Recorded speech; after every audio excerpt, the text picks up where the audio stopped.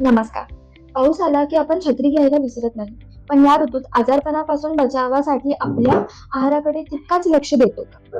पावसाळ्यात व्हायरल ताप, सर्दी, खोकला वाढतो.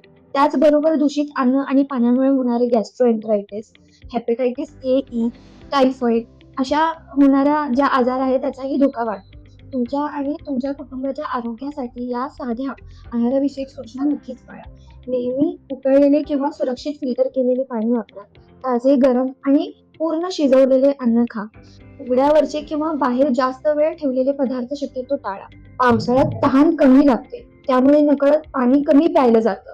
पोटाचे विकार आणि उलट्या झालेल्या शरीरातील पाणी पटकन कमी होऊ शकते. त्यामुळे पुरेसे पाणी महत्वाचे आहे. प्रत्येक जेवणात प्रोटीन असू द्या, जसे की डाळी, कडधान्य, दूध, दुधाचे पदार्थ, पनीर, अंडी किंवा मासे. शरीरात ताकद देतात आणि आजारातून लवकर सावरण्यासाठी मदत करतात.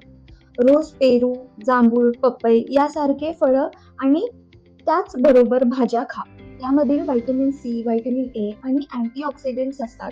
शरीरासाठी रोगप्रतिकारक शक्ती सामान्य करण्यासाठी महत्त्वाचे असतात. जेवणापूर्वी आणि स्वयंपाक करण्यापूर्वी हाताची स्वच्छता ठेवा. ही छोटी सवय अनेक संसर्गापासून बचाव करण्यास मदत करते. या पावसाळ्यात लक्षात ठेवा, सुरक्षित अन्न, स्वच्छ पाणी आणि योग्य पोषण, चांगली स्वच्छता हीच निरोगी राहण्याची खरी सवय आहे.